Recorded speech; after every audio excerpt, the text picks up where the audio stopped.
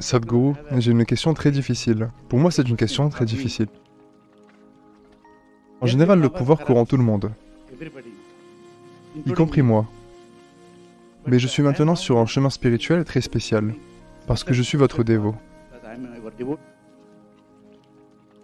Je veux éviter que le pouvoir me dépasse, me rende corrompu, et je ne veux pas être esclave du pouvoir, quel que soit le pouvoir que j'ai. Le pouvoir corrompt le monde entier, vous le savez. Mais moi, je ne veux pas être pris au piège de cette folie. Pouvez-vous me conseiller, Sadhguru? Namaskaram, Sadhguru. Le pouvoir ne corrompt pas, qui que ce soit qu'il est. Les gens sont corrompus. Quand ils obtiennent du pouvoir, ça devient super visible. Quand ils sont quelque part,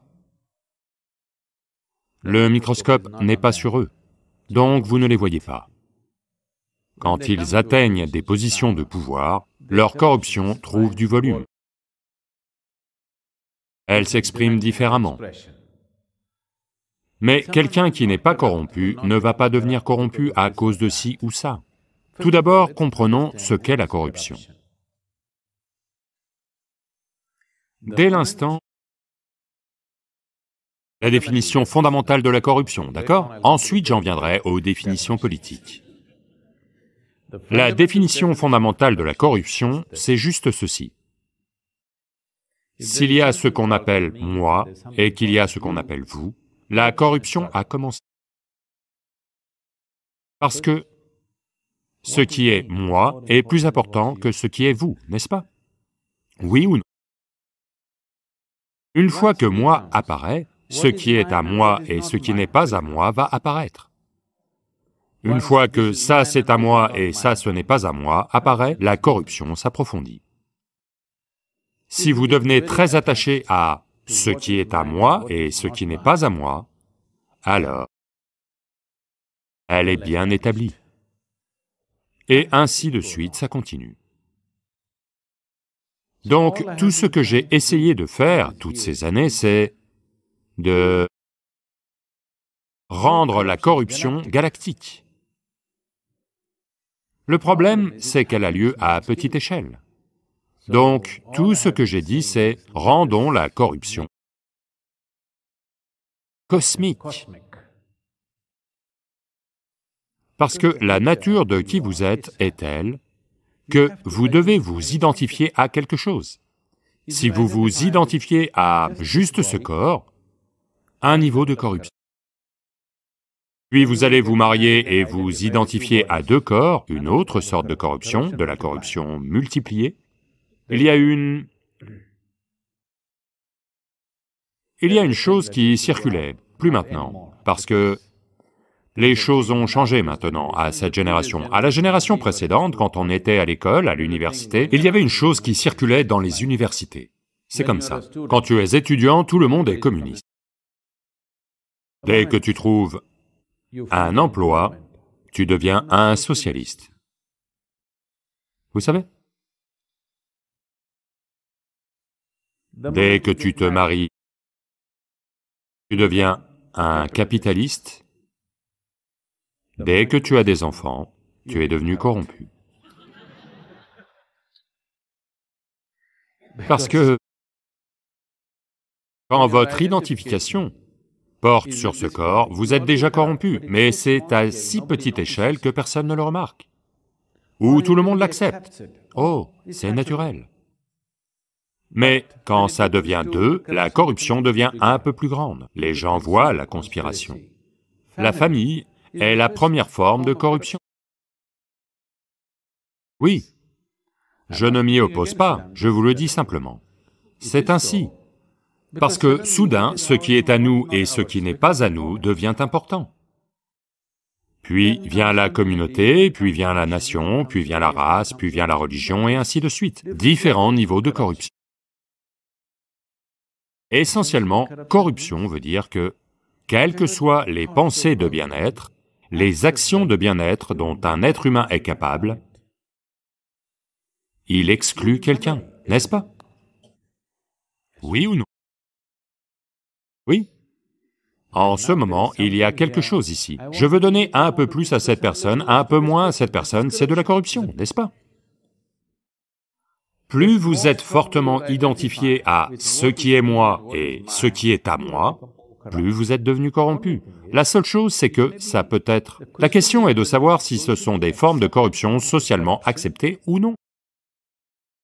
Si quelque chose arrive à votre famille, vos enfants, et que des seaux de larmes apparaissent, quand des enfants courent sans vêtements ou nourriture dans le ventre, dans les rues, aucune larme ne vous est jamais venue, aucune pensée ne vous est venue. Vous êtes corrompu, et essentiellement, vous êtes corrompu. Si on fait de vous le président, votre corruption sera rapportée dans les médias. Oui. En ce moment, votre corruption ne vaut pas la peine d'être rapportée parce qu'elle n'a pas tellement de conséquences sur d'autres. Mais ce que je dis, c'est que si des seaux de larmes apparaissent, si la vie de votre enfant est en danger, et que beaucoup d'entre eux courent dans les rues, pas un moment de quoi que ce soit, ça veut dire que vous êtes gravement corrompu. Oui ou non? Ça ne vous plaît pas? Ça va. La corruption n'est pas toujours une chose consciente. La plupart de la corruption sur la planète est parce que vous êtes identifié à quelque chose de limité. L'identité limitée, c'est la corruption. Dès l'instant où vous êtes identifié à ce qui est moi et ce qui est à moi, vous êtes corrompu, et essentiellement corrompu. Si vous devenez président, ce sera visible pour tous. Chaque acte que vous faites a un énorme impact sur des millions de gens, donc c'est visible. En ce moment, entre votre main droite et votre main gauche, vous avez rendu l'une supérieure, l'autre inférieure. Dans cet état, si vous devenez un président, n'est-ce pas? Ça, c'est une main supérieure, ça, c'est une main inférieure. Vous savez? Donc, dans cet état, comment pouvez-vous ne pas être corrompu?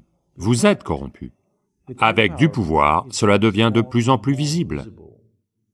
C'est pour cela que l'on vise les puissants et les gens qui sont dans des positions de responsabilité et de pouvoir, parce que si vous, au moins, rendez leur identité un peu plus grande. Voyez, si vous vous identifiez à vous-même, vous allez voler la personne à côté de vous. Si vous façonnez votre identité en faveur de votre communauté, vous allez faire de bonnes choses pour votre communauté, aux dépens d'une autre communauté. Si vous êtes identifié à la nation, vous allez faire de bonnes choses pour votre nation, aux dépens d'une autre nation. Oui ou non? Cela n'est pas perçu comme de la corruption, mais c'est de la corruption. Le monde entier est plein de corruption. L'un contre l'autre, tout le temps, n'est-ce pas? Ce qui est à moi doit aller bien, ce qui est à toi doit mourir. C'est de la corruption, n'est-ce pas? Donc, ce n'est pas que le pouvoir corrompt. Je ne sais pas qui a dit ça. Les gens sont corrompus. Avec le pouvoir, la corruption s'exprime. Avec le pouvoir, tout s'exprime. Si vous êtes intelligent, votre intelligence va s'exprimer. Si vous êtes aimant, si vous devenez puissant, votre amour va s'exprimer. Si vous êtes corrompu, votre corruption va s'exprimer, sans changer la qualité de base de qui vous êtes. Vous voulez corriger l'extérieur? Non. Il y a un arbre qui produit des fleurs, il y a un arbre qui produit des épines. Plus vous renforcez les deux, l'un va produire plus de fleurs, l'autre va produire plus d'épines. Donc, corrigeons notre pédigré d'abord comme il faut. Si vous corrigez d'abord votre pédigré, d'où est-ce que vous venez? Venez-vous de votre identité biologique? Ou êtes-vous, voulez-vous vivre ici avec votre identité divine? C'est le choix que vous avez. Si vous êtes identifié à la biologie de qui vous êtes, vous serez de toute façon corrompu. Comment pouvez-vous ne pas l'être? Parce que la biologie est un processus limité. Si vous êtes identifié à cela, tout à l'extérieur sera extérieur. Si vous êtes identifié au divin, quand vous dites « je suis un dévot », c'est ce que ça veut dire, que j'ai dissous toutes mes identités limitées et je ne suis identifié qu'à une seule chose. Si tel est le cas, vous devriez devenir le président du monde, et ce sera super, le monde sera bien. Ah, le bien-être de l'un aux dépens d'un autre. Le bien-être tel qu'il peut être pour toute vie sur cette planète. C'est là que vous n'êtes pas corrompu, n'est-ce pas?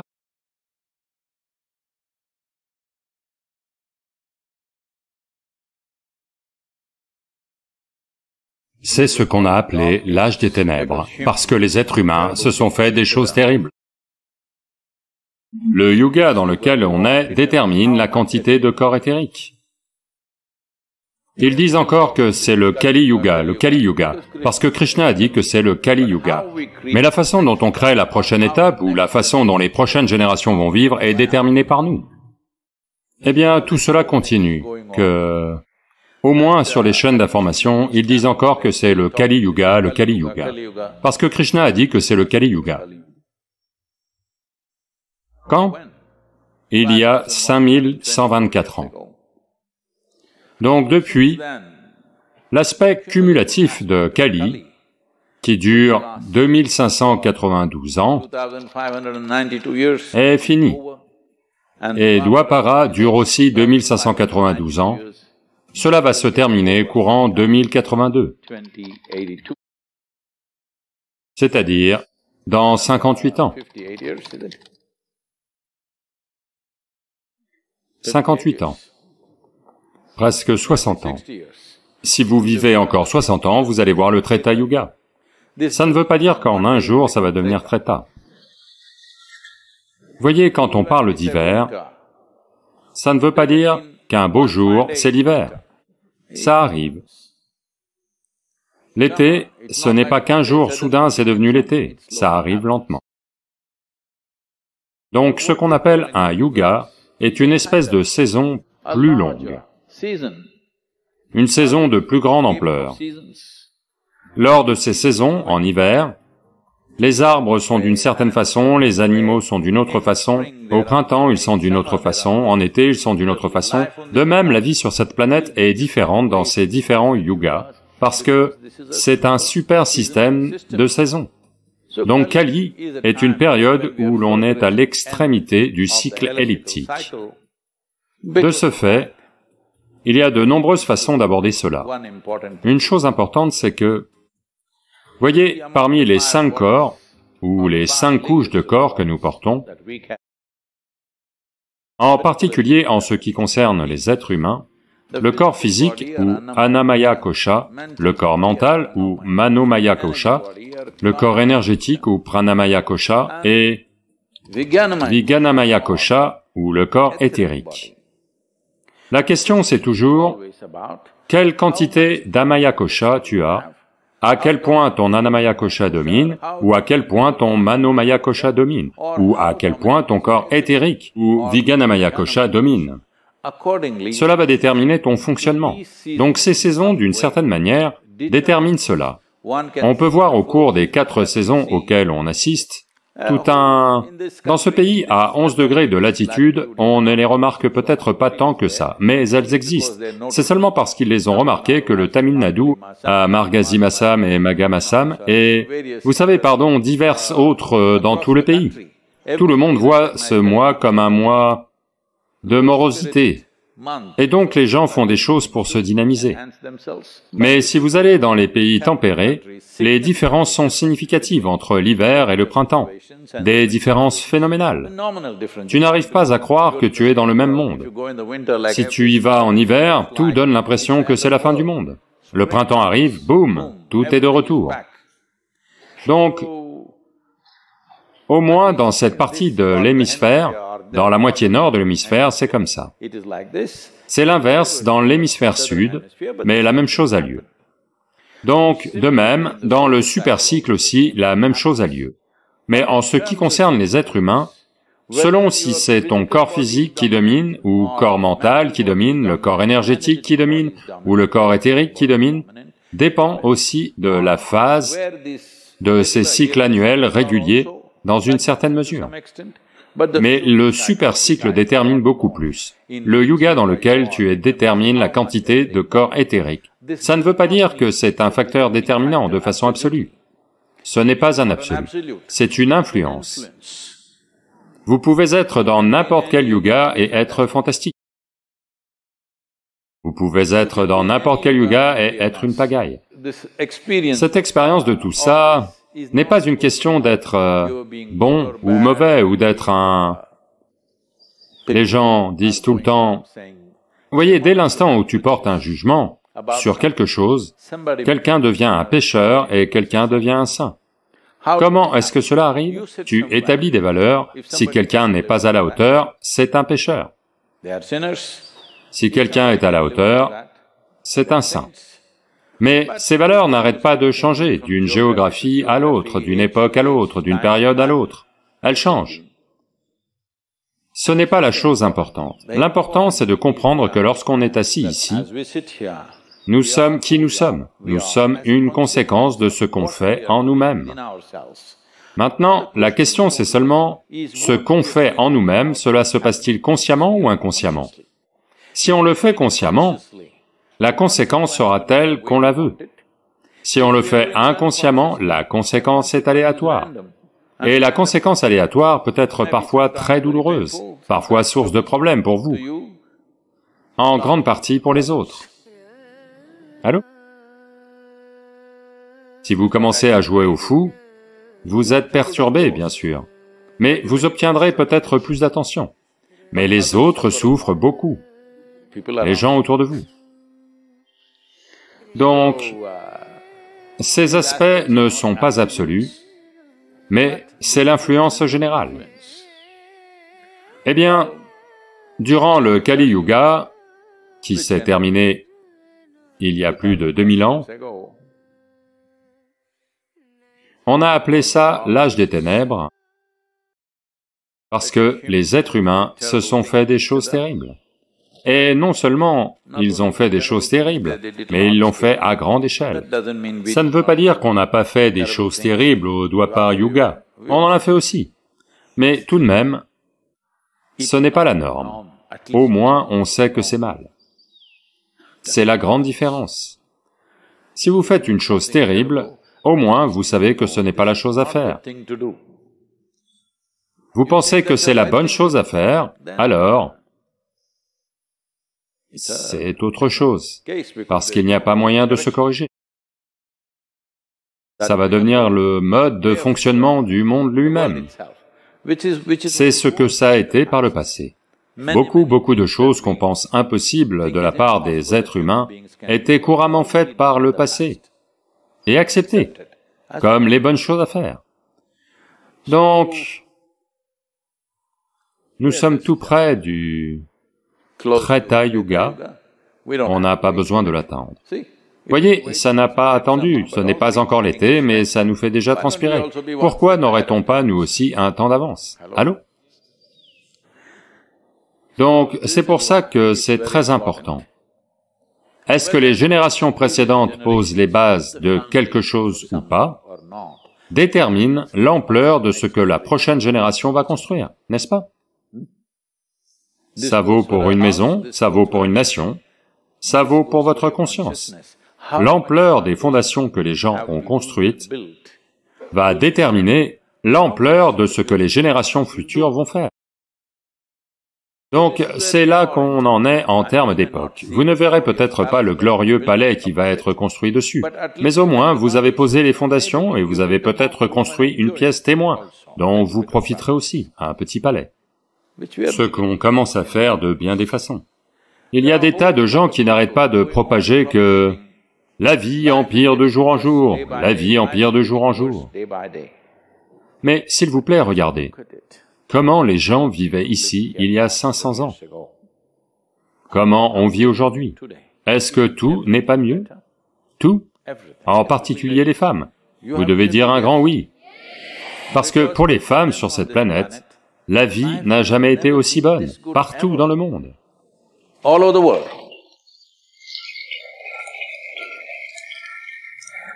Donc, la façon dont on fait le prochain pas est entre nos mains. On est comme ça parce que quelqu'un a construit quelque chose de fondamental, donc on en est arrivé là. Mais comment on crée la prochaine étape, ou comment les prochaines générations vont vivre, est déterminé par nous. Donc à une époque comme celle-ci, quand je dis à une époque comme celle-ci, quand on passe d'un yuga à un autre, quand la saison passe de l'hiver au printemps, on doit être prêt à fleurir. Allô? À bien des égards, l'époque à laquelle on est très significative. Parce que, je ne le verrai peut-être pas, je ne le verrai pas, mais beaucoup d'entre vous, les jeunes, le verront, qu'on passe du Dwapara Yuga au Treta Yuga.